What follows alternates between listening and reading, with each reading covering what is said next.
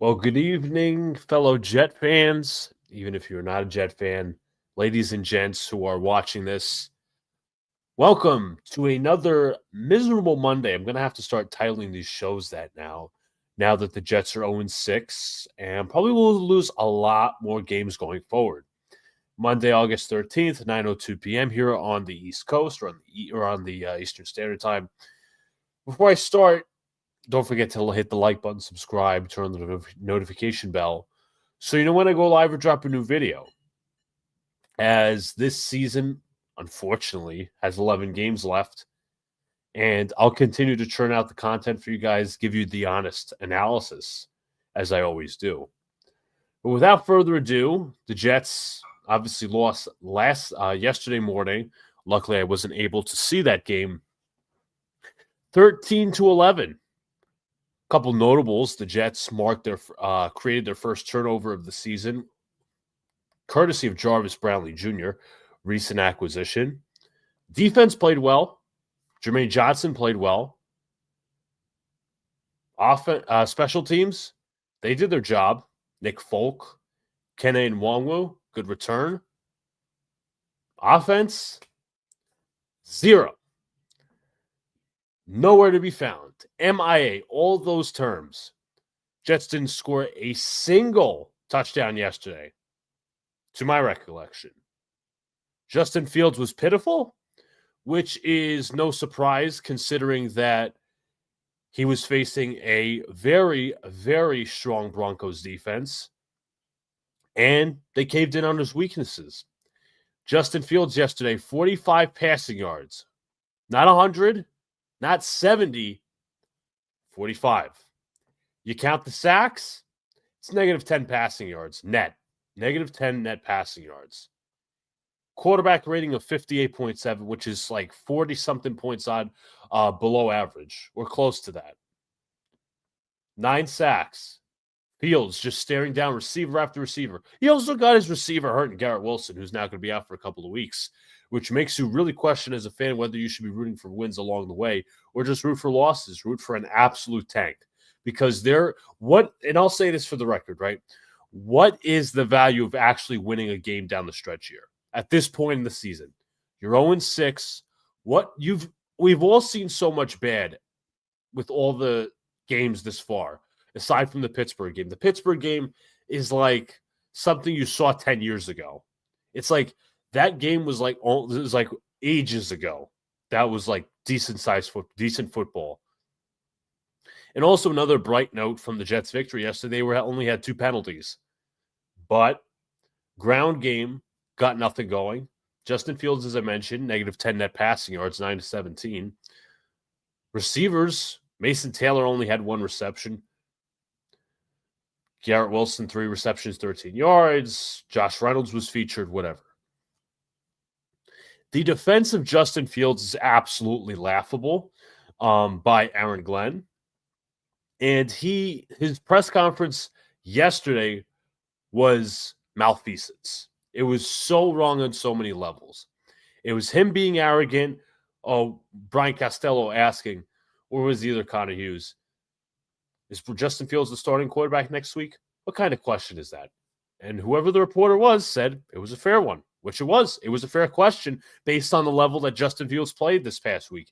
And the week prior, he wasn't good against the Cowboys. Majority of the Jets' yards, positive yards, passing yards, comes in garbage time. That's how awful this offense is. Let's also mention that obviously Pittsburgh was a while ago, right? The Jets have not scored a first half touchdown since that game, since Pittsburgh. Not against Buffalo, not against Miami, Tampa Bay, Dallas, and Denver. Neither of them. Not one single offensive touchdown. And I'll tell you this. People saying, well, you really can't blame the coach. It's the quarterback. It's a barren roster. Once again, I'll say this for the record. I'm tired of hearing excuses. And for the record as well, who picked Justin Fields to be this team's quarterback this season. Wasn't Joe Douglas. Wasn't Robert Saleh. It wasn't Jaime. It wasn't Nathaniel Hackett. It wasn't Jeff Ulbrich. It was Aaron Glenn and Darren Mucci. They took I said this before the season, on Afterburners especially. They took a risk before the season. Big risk on Justin Fields. He was a reclamation project. You took a risk and tried to make him somewhat playable. He's no longer playable. Once again, the concerns. Can't read a defense, stares down his first read, lack of mobility inside the pocket, lack of internal clock, which showed itself against the Cowboys, showed itself against the Bills, and showed itself against the Broncos beat yesterday morning. And it's funny because, the Jets actually thought that a first-time offensive coordinator and a quarterbacks coach who was previously a running backs coach, previously a running backs coach in the name of Charles London. The only times he was a quarterback coach was when Geno Smith had a bad year in Seattle and when Will Levis was just getting started in the NFL. We all know what Will Levis turned out to be. He's a bust. He's a backup quarterback. Justin Fields, once again, I'll say this for the record, and maybe I said it on our first episode, first or second episode, when we were going through free agency and all that with me and Vinny.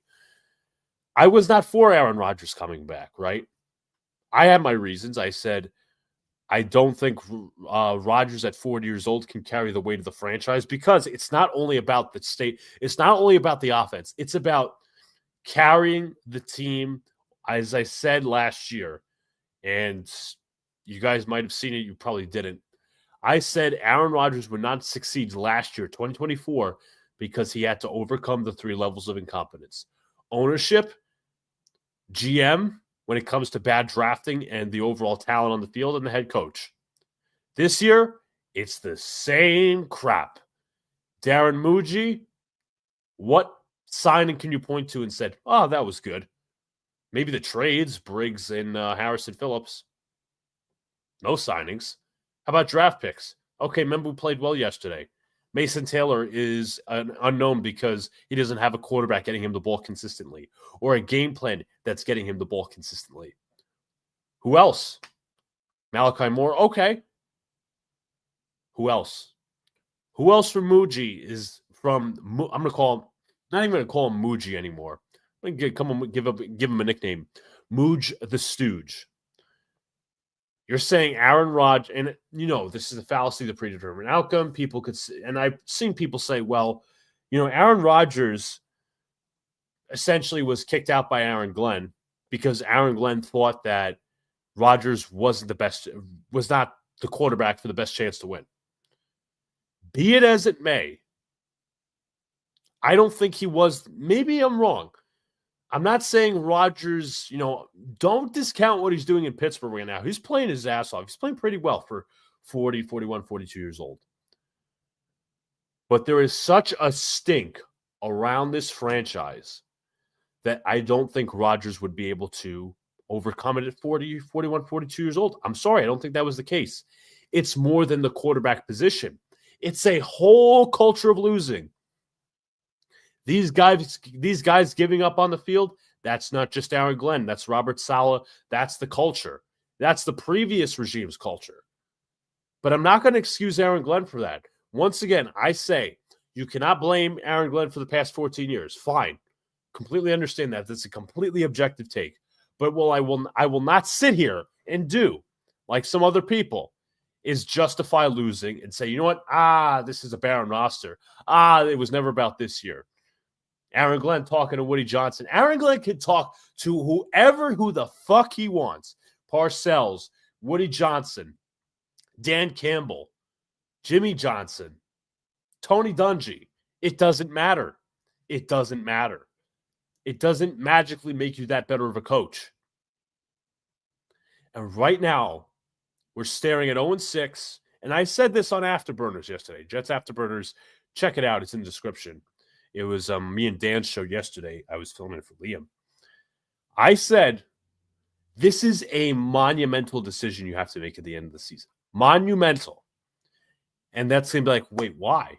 He's a first-year coach, barren roster. Come up with all the excuses, right? One reason that could parcel into two, we're divided into two. You're drafting a rookie quarterback, number one. You need a proven offensive mind or a good enough offensive system for this quarterback to thrive in. You also need a winning environment for this quarterback to thrive in. You cannot have the stigma of this past year hanging on to Aaron Glenn and the rest of the coaches and the rest of the GM, the front office, and the rest of the roster saying, "Oh well, let's just say the Jets pick up 2 wins. The Jets were 2-15 last year." That stigma is going to apply to the quarterback, right? And let's say this for the record, right? People are like, "Oh well, trust, patience." And I said, I was debating with somebody. It was a well-known content creator on YouTube, played like a Jet. And I'm not disparaging him in any way. We just simply disagreed. And I asked him a simple question. I'm like, okay, if this is such a throwaway year, what's next year's expectations with the rookie quarterback, with draft assets for the second time, with lots of cap space next year? Because the Jets have a lot of free agents, I believe, next year.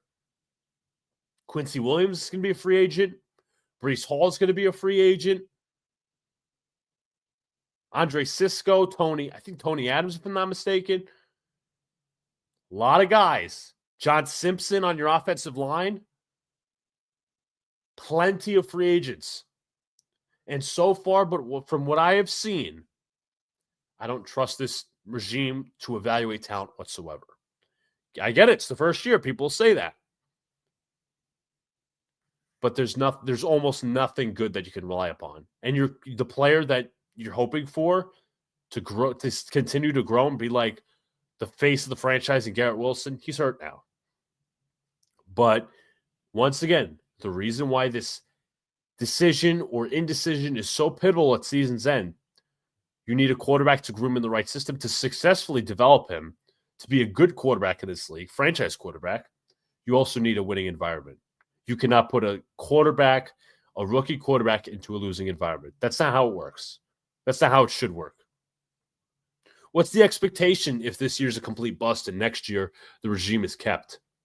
Is it going to be, we'll win 7 games and then we'll wait another year to try to contend for the playoffs? That's not how it works. I'm sorry, not in today's NFL.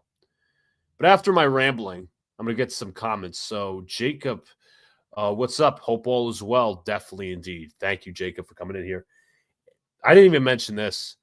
AG's first half blunder is one of the worst coaching disasters you'll ever see. In Fields minus 10 yards. When someone asked AG, what is Fields' status? AG, of course, with a defensive, smart-ass answer. Yeah, listen, Aaron Glenn backtracked his answer today and slightly criticized Fields. I'm not letting him off the hook, by the way. This is what happened in the press conference today.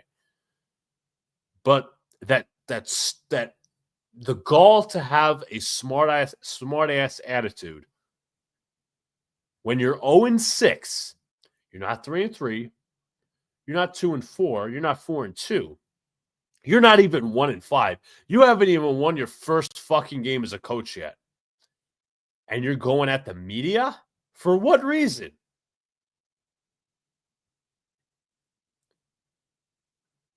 AG belittles these reporters. Picture how he treats lesser players and coaches in the locker room. He is below Kotite, which is saying a lot about.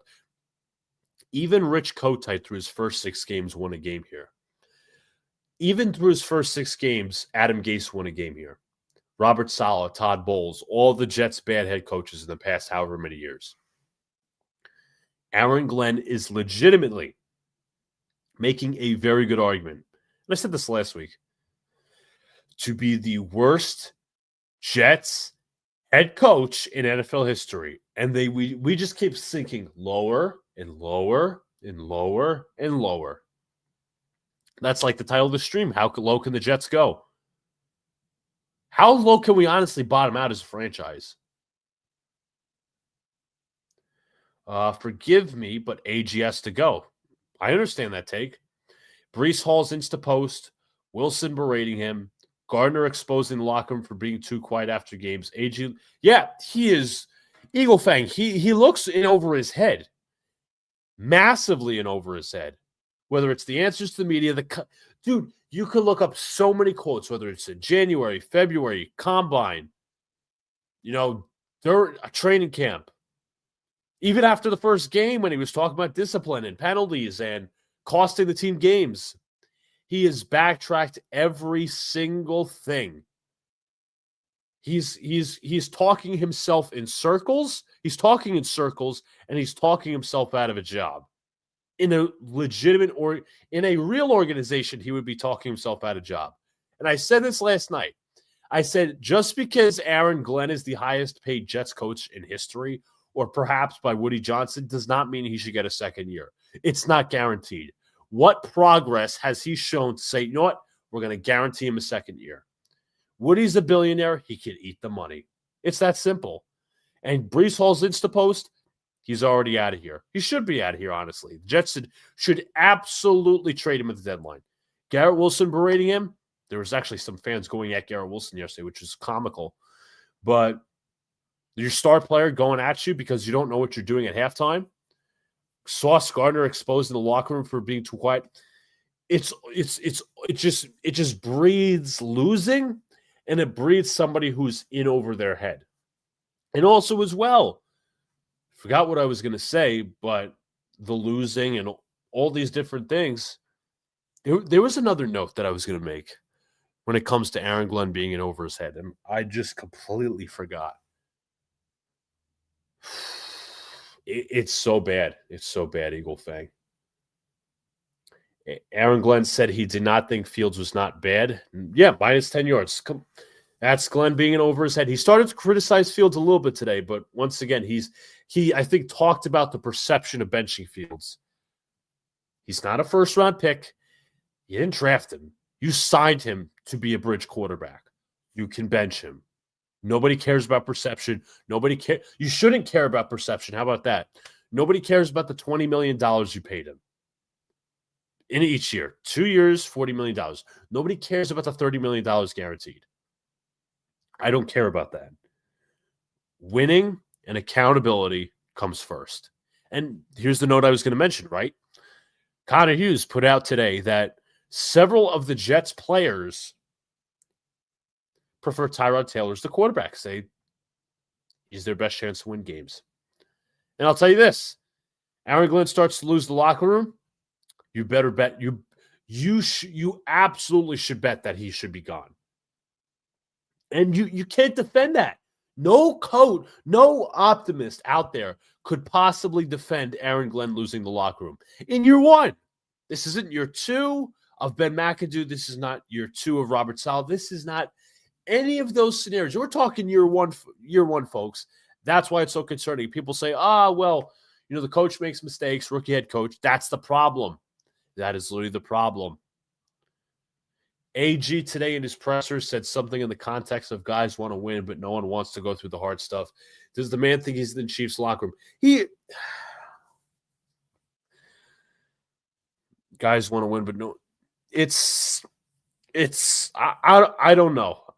That just seems like a very numb and brain numbing answer or mind numbing answer. It's sad. It's honestly sad because, and then you see Aaron Glenn talking more about stuff that he did in Detroit. Bro, you're not a head coach. You were the average defensive coordinator. That's all you were.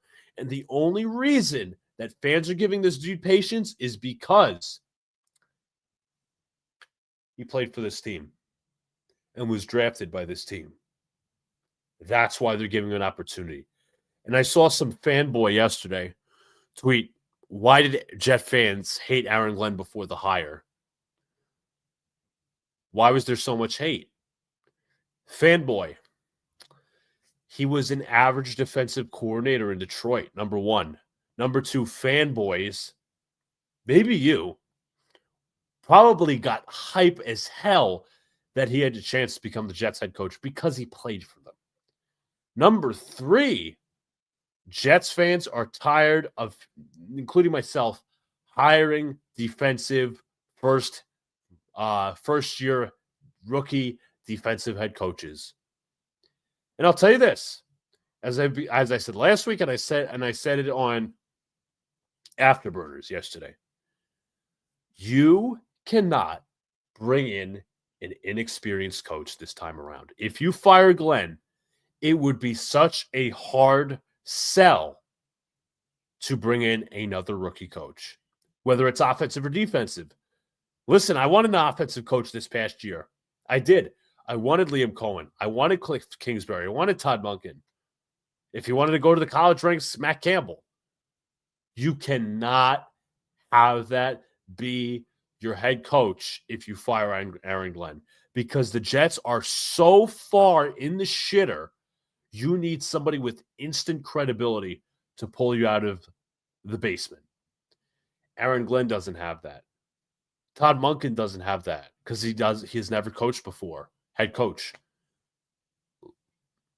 Just look at the available coordinators. I know people will say Clint Kubiak, and I don't know about Drew Petzing, but just names. But you cannot have yourself a rookie offensive coach when you just fired a rookie defensive coach. That would be, have fun selling that to the fan base. Wilson out for a few weeks. He should play out that injury, give himself a vacation for the rest of the season, just have those setbacks. Absolutely. Eagle Fang, I'm right with you. I don't blame him. If he did that and said, you know what, I'm going to sit out for the rest of the season, all yours, bro. You've sacrificed way too much and played with too many shitty quarterbacks to injure yourself and get yourself hurt. You've sacrificed yourself too much. Sit out and get ready for next season. That's the truth. And if Garrett Wilson said, trade me, I wouldn't blame him. Because Garrett, let's be fair about this. Garrett Wilson already got what he wanted when Aaron Rodgers left. There was going to be, okay, you know, if Rodgers came back, I want to be gone. They extended him, Garrett Wilson. They gave him the money. I'm surprised. I don't think he's a captain. Maybe I'm wrong. But now, if he wants to trade out, I don't blame him, because this is such a deep hole that the Jets are in. Who's going to save us? Who's going to save us? Let's see. Wilson. Yep. Without Wilson, this wide receiver. Yep. I remember that wide receiver room, Eagle Fang. I remember it. What was it? Chris Hogan, Josh Malone, Braxton Berrios. Chris Herndon was in the tight end room. So was, forget who was else in that time. Ryan Griffin. He was so bad. Well, he was good for 1 year, and then the Jets extended him, and he was bad after the next year. And I said that in my short if it didn't come out. I said that that's palpable on both Fields and the organization as a whole. Because Fields, you need wide receivers around him to have him look semi-competent. And to be fair, the Jets didn't bring enough weapons around him, especially for a quarterback who is a reclamation project.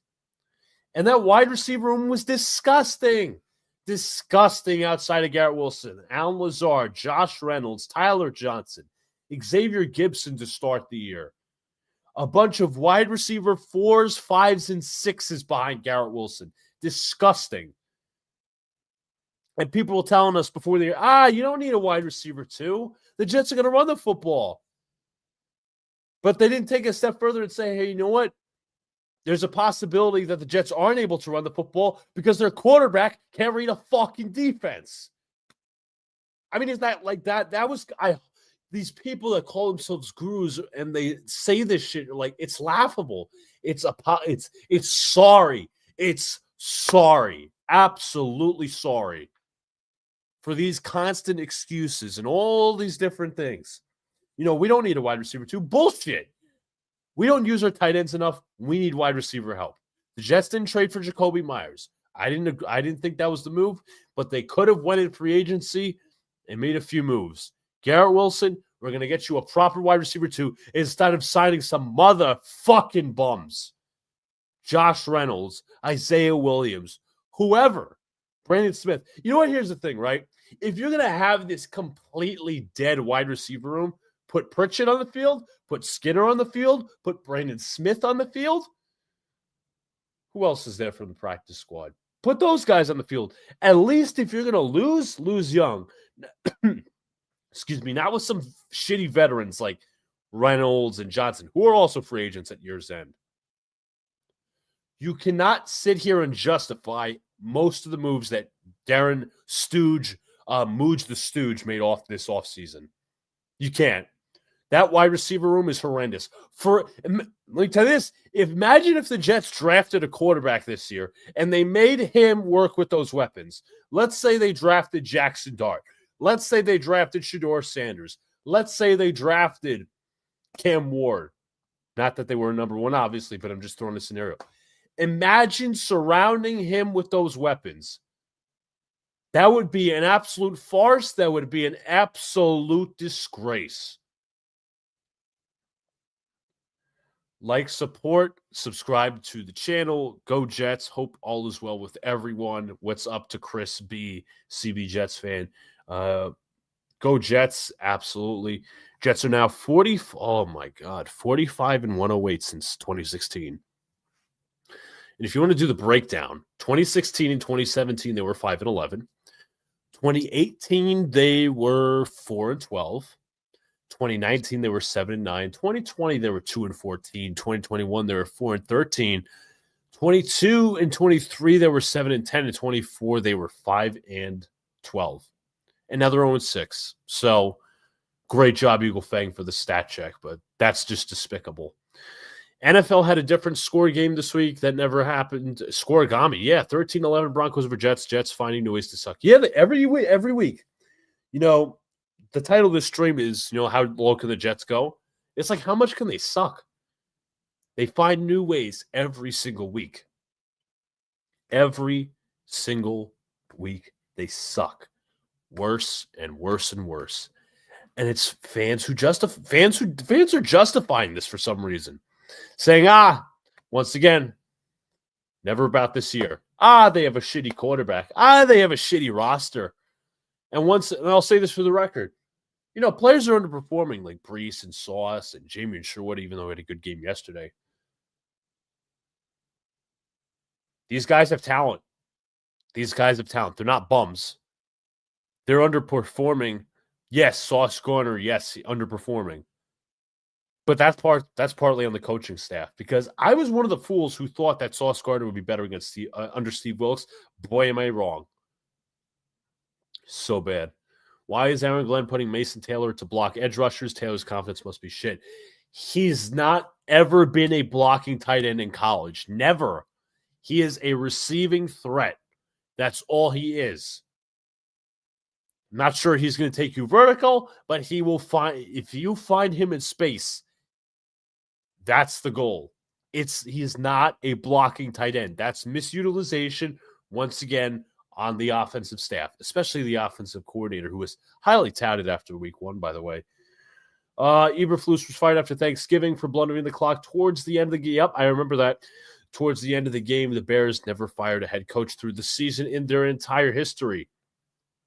Jets did that last year. They hadn't. Woody Johnson never fired a coach throughout their throughout the Jets seasons from 2000 to 2022 or 23. And Urinating Tree, popular YouTuber, he retweeted something of Aaron Glenn when he was defending Justin Fields, and I replied basically saying it can't get any worse because he's worse than Saleh, he's worse than Gase. UT brought up a great point. He's like, that's your version of Nathaniel Hackett. Boy, is that scary to think about. Nathaniel Hackett. It's like I forgot he was a head coach when UT mentioned that in my reply. The dude was fired after Christmas? With a team quit on him and Russell Wilson? Out the door he went. I forget who. Let me just look it up. The 2022 Denver Broncos, I believe it was. Yep. Jerry Rosberg was the interim head coach for the remaining 2 games. And he was the team's senior assistant. Boy, oh boy, oh boy. If this is anything like Hackett, where the team, like, you can't even, I'll tell you this, you can't even wait to fire this guy. If it comes down to the season, players are checked out, they're leaking shit to the media, there's a divide in the locker room over quarterback or the coach or whatever, you cannot wait to fire the coach. You can't. Because you could, realistically, they didn't do this last year, by the way, when they fired Saleh. You could use that time to say, you know what, we're going to interview when it comes time, when the season's over, when all these things are over, college, NFL season, we're going to interview said candidates. You write down John Gruden, who's not employed, although he does have an NFL lawsuit against the NFL, which is still ongoing. That would be the legal obstacle. John Gruden, Mike McCarthy, not a big fan of McCarthy, but I think he would be able to set the culture at least. Cliff Kingsbury, I think Washington's going to make the playoffs, so I think you'd have to wait a while for that. Harbaugh, if he shakes loose, John Harbaugh. None of this, let's interview 16,000 head coaching candidates like Mike Loxley and Brian Greasy. No, and no more firms, for Christ's sake, please. No more. This isn't Bill Polian. This isn't Charlie Casserly. This is not Ron Wolf. This is not Corn and Ferry. This is not the 33rd team. This is not Peyton Manning. No more firms. You go out, you hire a football guy, president. Start off with a president of football operations if you're going to be serious. President of football ops, okay. You hire the GM, you hire the head coach. I would hope they would hire an experienced head coach in GM because that's what the Jets need. It's no more of this first-time GM, first-time head coach shit. No, you need experience on both sides and both parties. You need scouts in here, clean out the entire scouting room, pro scouts, college scouts. Because whatever scouting the Jets did this year, it was shit. Let's see. James Franklin was fired from PSU, realizing their $50 million mistake. No one is defending Aaron Glenn. No one. If he finishes from 0-3 wins, I think if he finishes from 0-3 wins, you have to fire him. You have to. It's not a question at that point. 0-3 wins when the team won 5 last year, and I get it. They won a meaningless game against the Dolphins. They won a meaningless game against the Texans. That was end of October. There was another meaningless game that they won. Regardless, and that staff was trash last year. Jeff Ulbrich, Saleh, that coaching staff was trash, and most of the talent this year to last year is comparable. Yes, no Aaron Rodgers, no Devontae Adams, maybe a few other players. No, who was the other guy? No Chuck Clark. Tony Adams still here. Jamie Sherwood still here. Quincy, although hurt, still here. Quinn and Williams still here. Will McDonald still here. Jermaine Johnson still here. Sauce Gardner still here. Michael Carter II still here. Offensive line. Pittman. Barrett Tucker, obviously hurt. John Simpson. Olu Fashanu. Breece Hall. Isaiah Davis. All those guys. Tyrod Taylor is still here. Out of the starting 22, besides the special teams, and Wongwu is still here, by the way. He's from here he was here last year. Nick Folk and Austin McNamara are new. But aside, everybody, there's a decent chunk of this roster that's still here. Decent chunk. Jets are betting odds favorites to be the Panthers. Easy money to bet against the Jets week 1. Oh, I'm sorry, easy money to bet. Yeah, you can absolutely hammer the Panthers on that. Plus 1.5, I would take that in the day. I might even do that bet this week, possibly. Who knows? Jermaine Kearse as a part. No, he was 2018. He was 2017 to 2018. Then he was let go after the season. I think his contract was up. But that was also a bad wide receiver, Corey. Remember Eagle Fang? When Sam Darnold, I think Robbie Anderson might have been hurt. It was Kearse. It was, Enunwa was still there, but I think he was hurt as well. They had, remember Rashard Matthews? Rashard Matthews was a Jet. You would think of him mostly as a Titan, I think he was a Dolphin at one point in 2012 to 2015. He was a Jet, unbelievably so. Remember the name Jordan Leggett, Neil Sterling? Who else? Let's do a check on that. I'm pretty sure Chad Hansen was a part of that squad. Chris Herndon was a rookie. Deontay Burnett, Sam Darnold's former teammate at USC, Andre Roberts, Sharon Peake. That was a terrible wide receiver room. Awful wide receiver room. Disgusting. That was another disgusting wide receiver room. Remember, we are not the locker room. We're not in the locker room when there was major concerns about Justin Fields in training camp. We don't know shit. That attitude of Glenn's has got to end quick. That's got to stop. The whole, and he was talking about garbage time stats. I think it was like last week. Unbelievably so, they actually exist. You can look. I think you can look that up because I remember Frankie V of U Stadium mentioning that he went to Chat GPT to look that up. He was on with his co-host Ryan Sampson and Brian Costello of the New York Post. But that was another ridiculous comment. The Jets have lost. Let me get a drink here. Good mango juice. Jets have lost a record 5 straight, 10 losing seasons dating back to 2020. This year will be the 6th straight 10 losing a season. Yeah, that's setting the record for incompetence. You almost have to try to be that bad. You almost have to try. What's up to Mr. Armand? Hope all is well. Jets.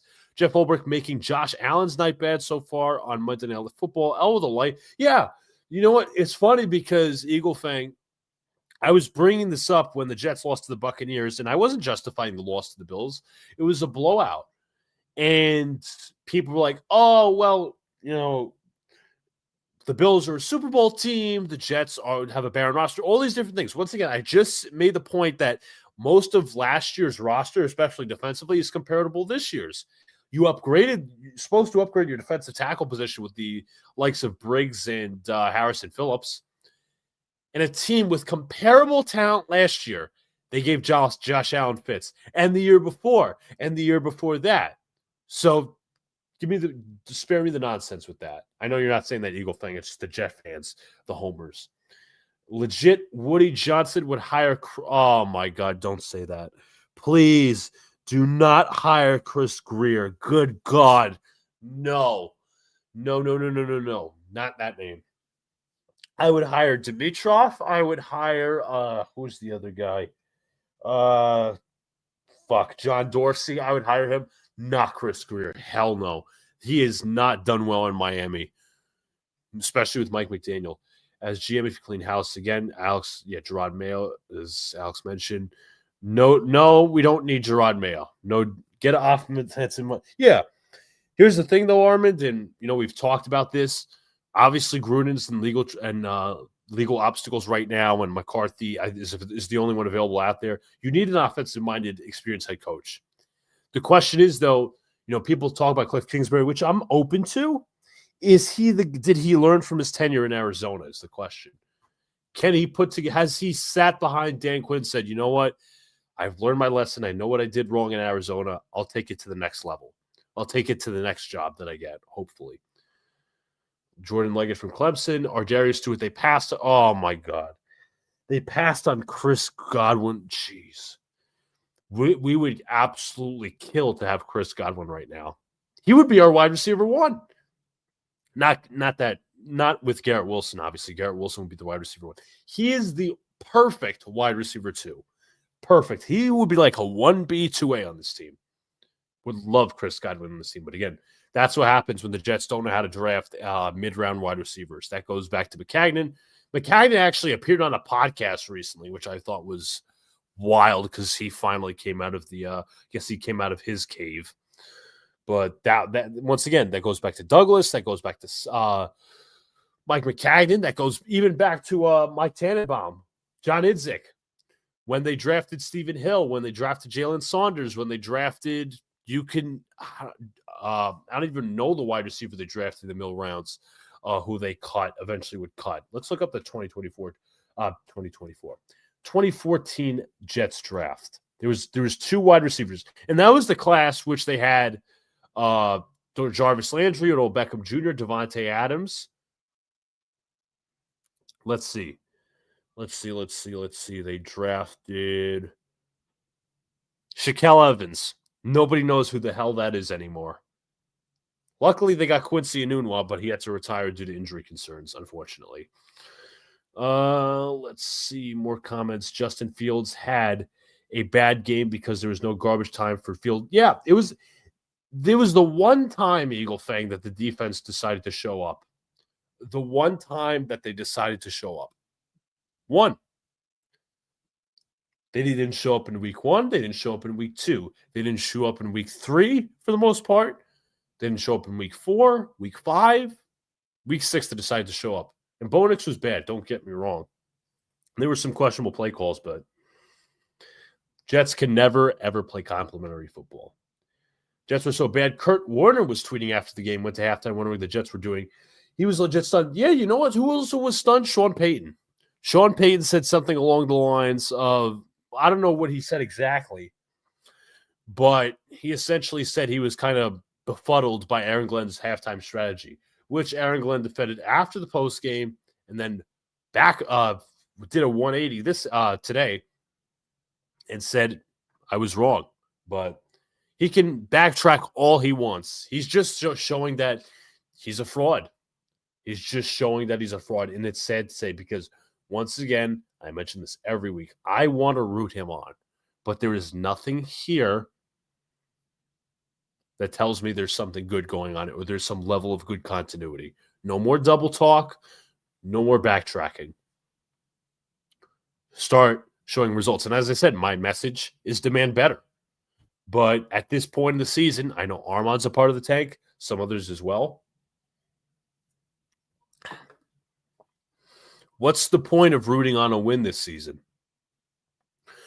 The biggest, and like obviously I'm gonna do my stuff, the content and all that. I'll be transparent with you guys. Let's say the Jets pull out 5 games, but you still see the same issues from earlier on in the season.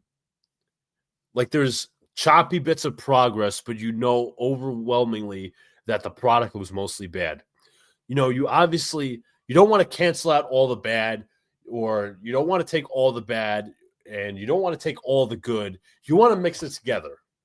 And you want to mix it together and say, you know what? What's the evaluation between the good and the bad? Were there more positives than negatives? Were there more negatives than positives? Was it a mix? Was it an even mix of both?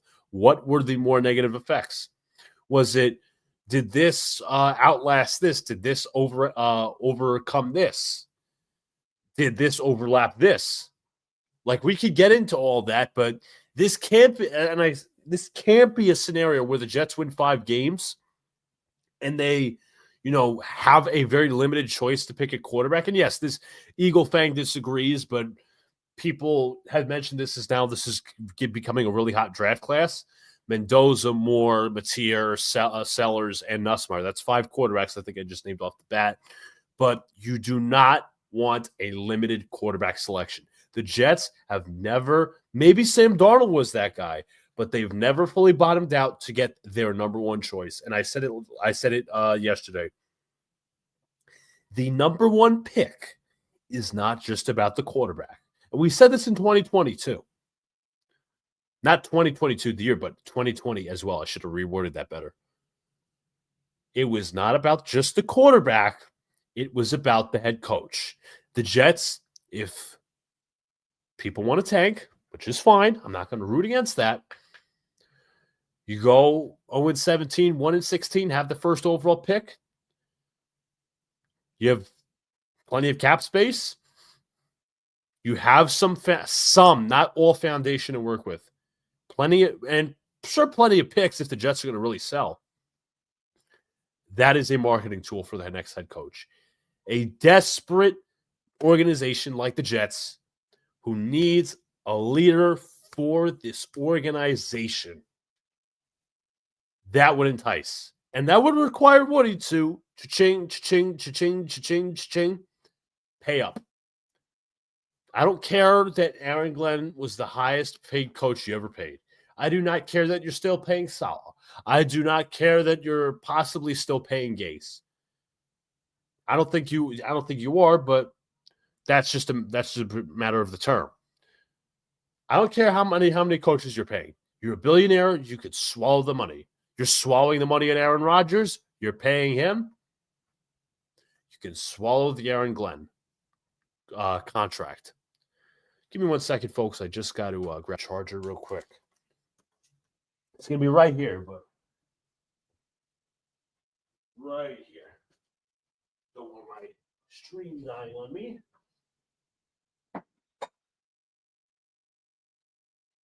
In the meantime, folks, as I say, as always, hit the like button, subscribe, turn on the notification bell so you're going to go live or drop a new video.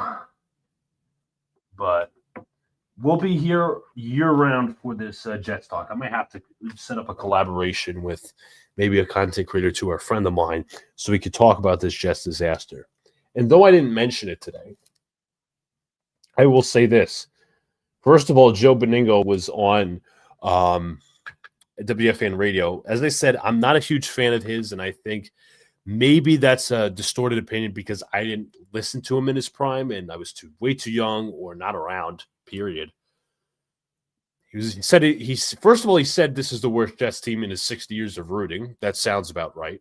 Number one. Number two, I'll say this, and I said this to open the show last week. You could change the coach. You could change the general manager. You could change the ball boy. You could change the uniforms. You could change the font of the uniforms. You could change the color of the uniforms. You could change the locker room. You could change the lunchroom. You could change the practice facility lights. Still the New York Jets. That's our evaluation as fans. That's our evaluation.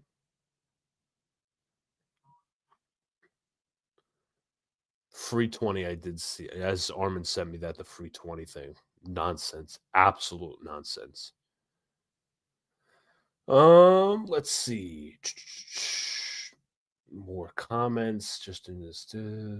Bo Nix is useless without the running game, and that was a trap. Yeah, it was a trap game. It was a trap game. But the Broncos were lucky to come out of it.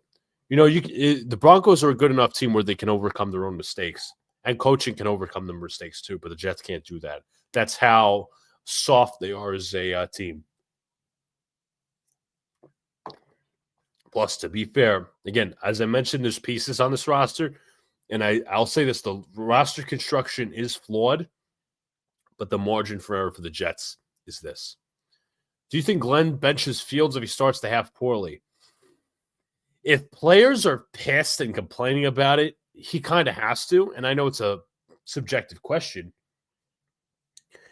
There's a part of me that says yes. There's a part of me that says no, and I know that's like a very 50-50 answer. But we saw the same thing play out with Zach Wilson. I think there's a small shot. I think there is. Because I don't know where Carolina ranks defensively. They've had two very good wins. They were coming back from the Dolphin game. They just beat the Cowboys, who they just put up 30 on. Carolina's hungry, man. Carolina's hungry. And as I said, I don't know how good their defense is. That we'll have to scout. But if he starts that first half badly, you better believe he's going to be either received with boos or teammates are going to start chirping at the coach saying, bench his ass. Not literally like in the game, but maybe in the locker room. Maybe they say a thing or two. If the Jets had a young quarterback starting to develop, then I would be cheering for them to try and win games, but they don't. No, you have Justin Fields. You have Justin Fields, a reclamation project heading your team. He's supposed to be a bridge quarterback, a reclamation project heading your team at this very moment. That's it. It's not a rookie. Armin, you're right. You said it's not a rookie quarterback. Fields is not a part of the future. You know, he may be here next year to start a few games before the rookie quarterback gets in, but he's not a part of your future. There's a reason. I completely understand the tank mindset at this point in the season. J.J. Brownlee, Folk, Punter, all had good games. Exactly. Same, but they don't. Let's see. So I don't care. They would blow the pick anyways like they did with Zach Wilson. When Jets fans say it can't get worse than this, yes, every coaching hire they've made since firing Rex has been worse and worse. Agreed. And obviously Rex, I think, had his success and he had his failures. I'm not saying bring back Rex. That was a whole clown show for fans to bring him back. I know some people say, well, it can't be worse, but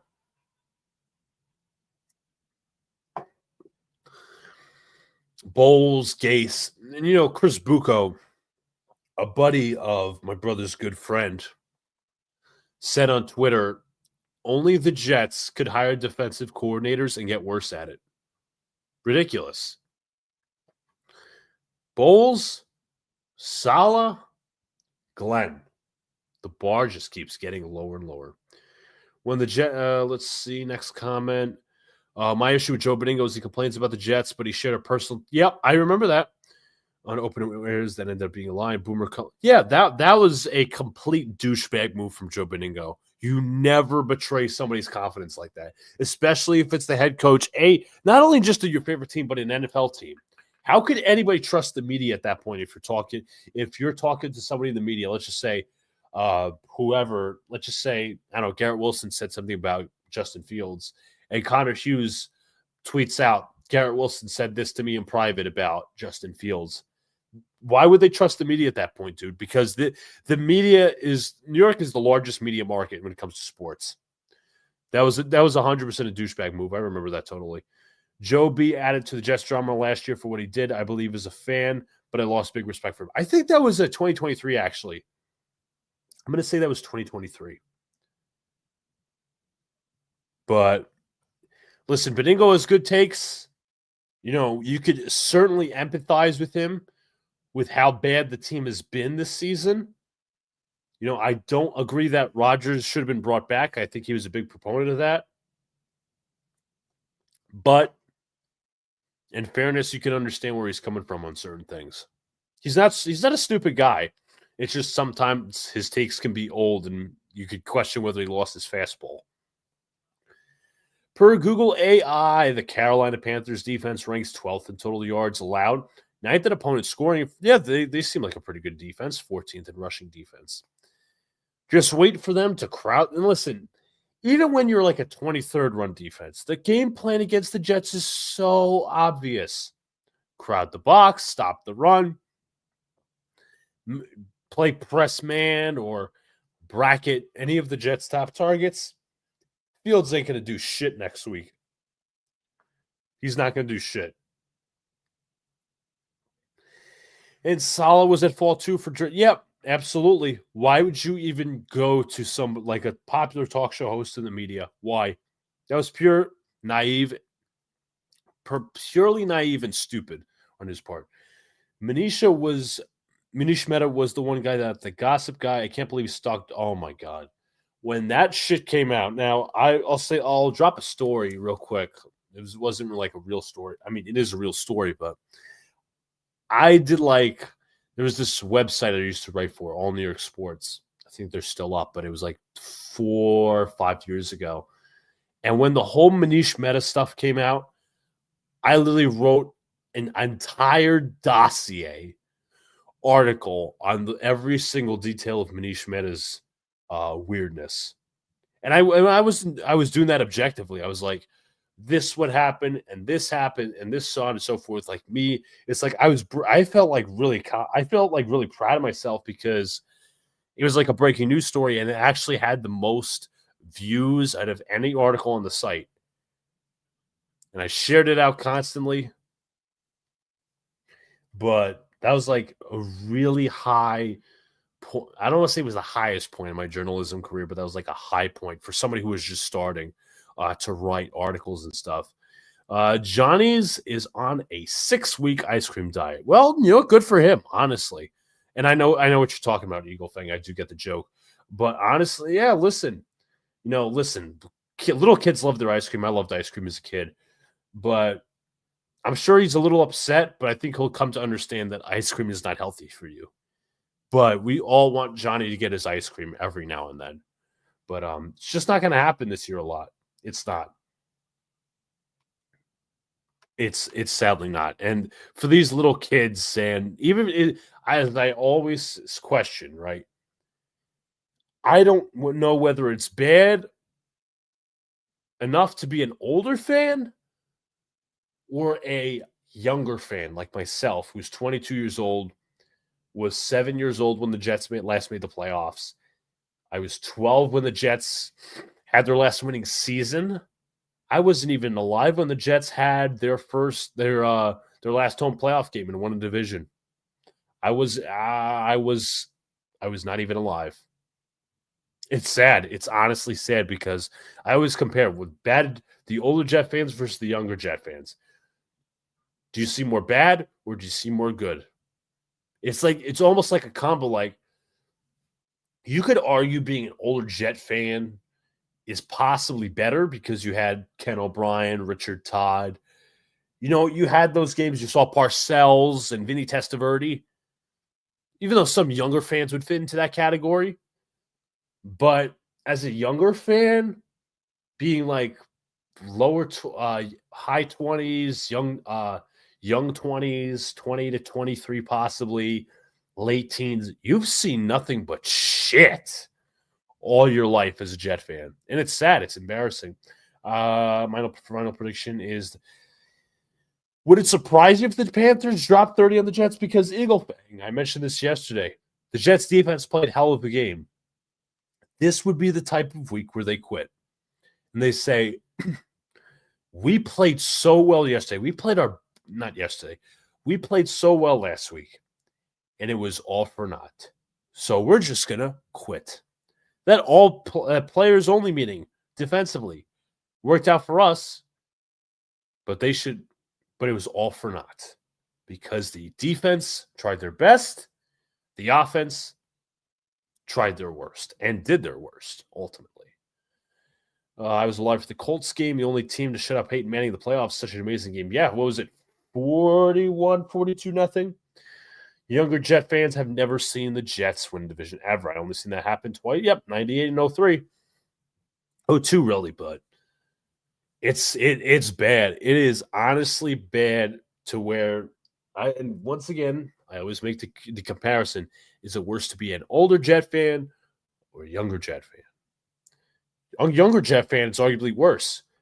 But older Jet fan, it's like you've seen more good, as I said, whether you've seen Parcells or some Boomer Esiason and Richard Todd and Ken O'Brien. And you're like, but I've also seen my fair share of pain. You've seen, what was it? Let me try to look up the Richard Todd Dolphins game. There's a certain name to it. I think it was like the Mud Bowl. You've seen the Mud Bowl. You've seen the blown game against Bernie Kosar and the Browns. You've seen the fake spike. Speaking of the cornerback on that fake spike, that was Aaron Glenn. Yours truly, of course. You've seen the 1-in-15 year with Rich Kotite. You've seen the bad 70s years. If you were old enough, obviously, you could break it down into sections. You've seen those bad years, but you've seen good years. It's like you experience, and also draft choices. Johnny Mitchell, Johnny Lamb Jones, Kyle Brady over Warren Sapp. Even though he was good, Ken O'Brien over Dan Marino. It's just a nonstop cycle of bullshit, which makes fans believe that this franchise is cursed. It's sad. It's absolutely sad. And again, I never believed that the Jets were going to be competitive this year. Now, I shouldn't say that. I mean, rewind. I never thought this team was going to be a playoff team this year. Never once. I knew this was going to be a retool year. I knew about all these different things. You can't be competitive. Besides the Pittsburgh game, what game was competitive? Besides the Bronco game, too, which was a putrid offense performance. Dallas was not competitive. For a large part, Tampa Bay wasn't competitive. Bills weren't competitive. Dolphins was eventually becoming a blowout. That's how it is. That's how it is. Didn't the Jets? Yeah, Blair Thomas over Emmitt Smith. Yep, that was another great draft choice. Blair Thomas would be out of the league in a few years. Meanwhile, Emmitt Smith becomes one of the greatest running backs of all time. Yeah, Blair Thomas, second overall from Penn State. Unbelievable. Again, I wasn't around then, but just to analyze it. And we could go over so many draft misses over the years. And some of them might be hindsight because I was in 2020, we'll start with this. 2020, I was for offense. If you gave me a wide receiver, whether it's CeeDee Lamb or Henry Ruggs, or who was the other Alabama wide receiver? Why am I forgetting? It might have been CeeDee Lamb. I could be wrong. Maybe let's go back to 2020 NFL draft, right? It was Ruggs. It was CeeDee Lamb. There was Jerry Jeudy. Yes, even Jerry Jeudy was a possibility there. Ruggs, Jeudy, Lamb, possibly trading back and getting Justin Jefferson. I know that's a little bit of hindsight. Ayuk was there as well, and you drafted Mekhi Becton. And listen.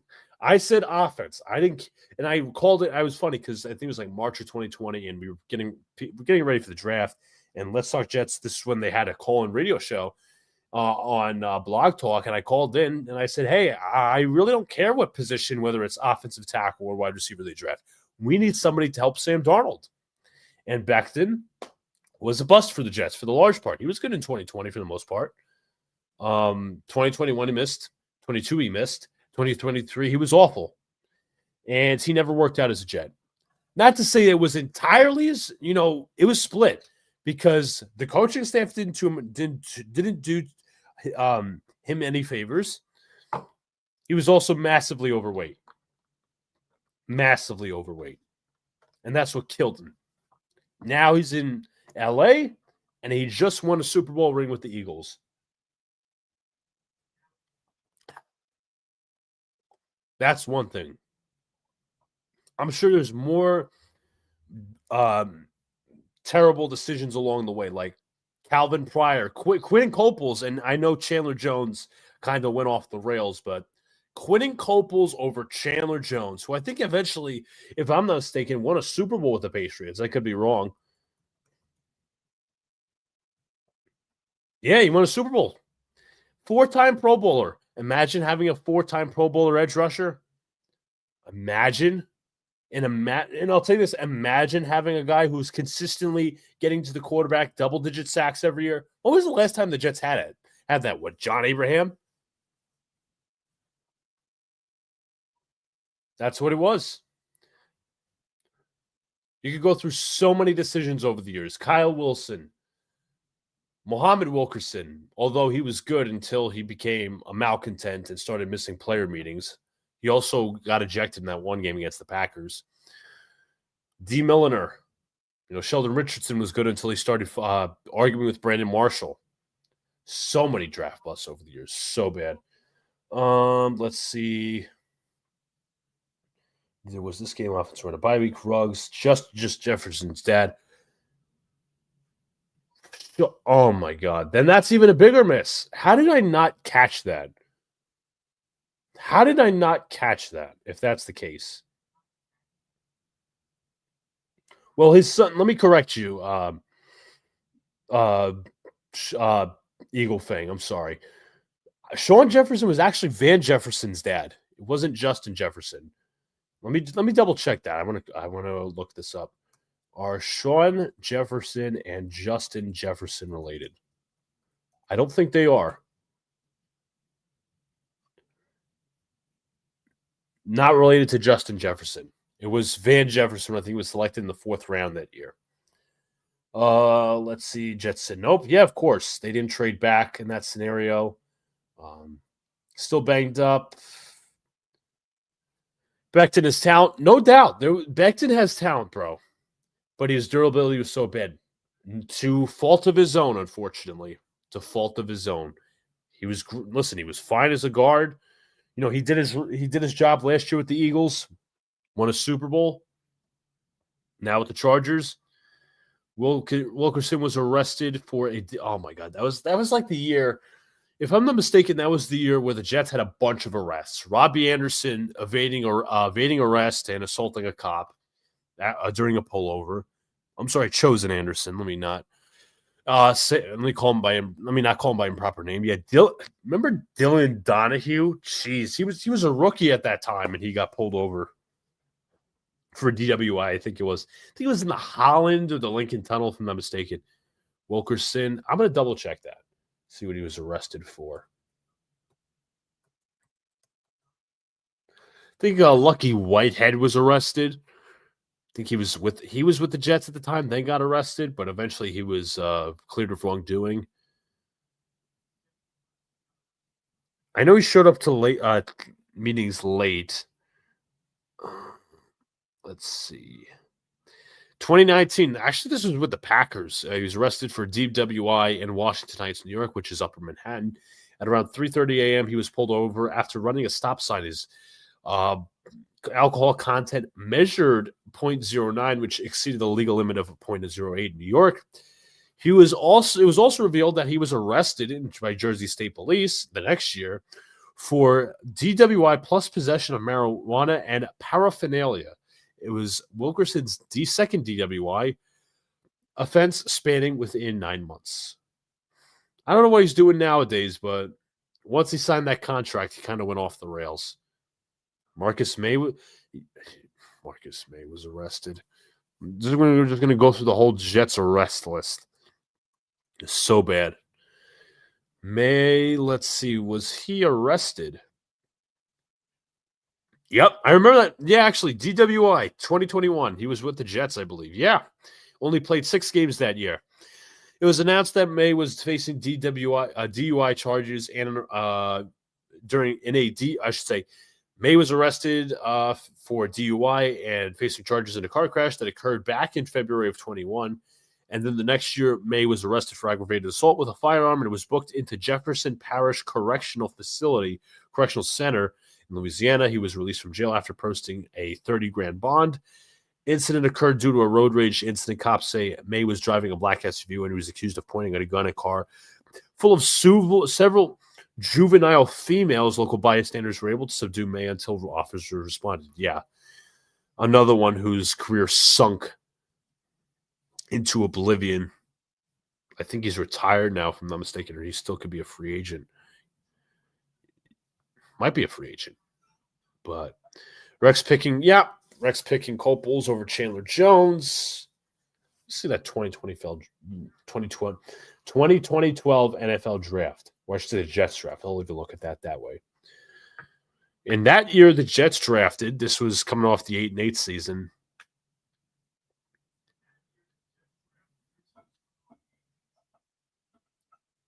Quinn Copeland, Stephen Hill, Demario Davis, who was with the Jets. They traded him to the Browns for. No, they reacquired him for the Browns, should I say.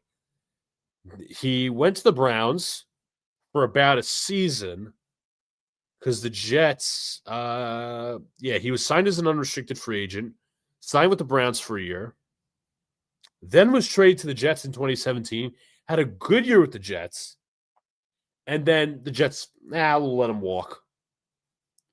And they signed Avery Williamson, who only played like one full season. He was good in 2018, don't get me wrong. But 2019, I think he was hurt. 2020, I think he wasn't that good either. He was traded to the Steelers, but Demario Davis was a big mistake in not re-signing him. Josh Bush, who the hell is Josh Bush? Terrence Ganaway, that's the name. This is like 6th-round picks. Robert Griffin, not the quarterback, but the guard. Antonio Allen, who would eventually be a role player for the Jets for the next 2 years. And then you had Jordan White, who only played for the Jets one season. So that was a disaster class of a draft. They also received for compensatory selections after losing Braylon Edwards, Drew Coleman, Steve Weatherford, Sean Ellis, and Brad Smith. I think that was all 2010, which was after 2010, which was disgusting. What a leader that guy was, Demario Davis. Still playing at a high level. Yeah, he's a Pro Bowler. He's almost every year that dude is a Pro Bowler, and he's on a very bereft of talent Saints team. What we would kill to have Demario Davis back with us. And I get it. Sherwood, was good before this season, and Quincy Williams was too. But that dude was not only a phenomenal linebacker, great leader. That's what the Jets lack, unfortunately. Yeah, I remember that butt interception, and that was a game the Jets lost in a shutout, if I'm not mistaken. That was Joe Flacco at quarterback, if I'm not mistaken. That was when Sam Darnold got hurt. It was a Week 5 game, actually, in 2020. These names would have a hard time making a roster in the Blue Sky Conference College. You don't say, Eagle Fang. I'm gonna go out for. You don't say Eagle Fang. I'm gonna go for about 5 more minutes. I've been here on an hour 10. Let's see. That was let's go back to that 2012 NFL draft. See the Jets missed out on with their picks. So the Jets picked 16th. Not only did they miss on Chandler Jones, they also missed on another pass rusher by the name of Melvin Ingram, future Pro Bowler with the Chargers. 2 picks later, Dre Kirkpatrick was a solid corner in the first round as well. David DeCastro, future guard. Dante Hightower, future Pro Bowl linebacker. Three-time Super Bowl champion linebacker at that. And Kevin Zeitler all in the first round. And Harrison Smith. All in the first round, which I'm keeping within range. Second round, the Jets took Stephen Hill over Alshon Jeffrey and Bobby Wagner, of course. Zach Brown and Levante David. Imagine Levante David was also selected 58th in that draft. I'm just going through here. The Jets, in their next pick, selected Demario Davis. No, that's fair. Good player, but Jets didn't re-sign him. Next Jets draft pick. This was in the 4th round, or maybe the 5th or the 6th. Giants.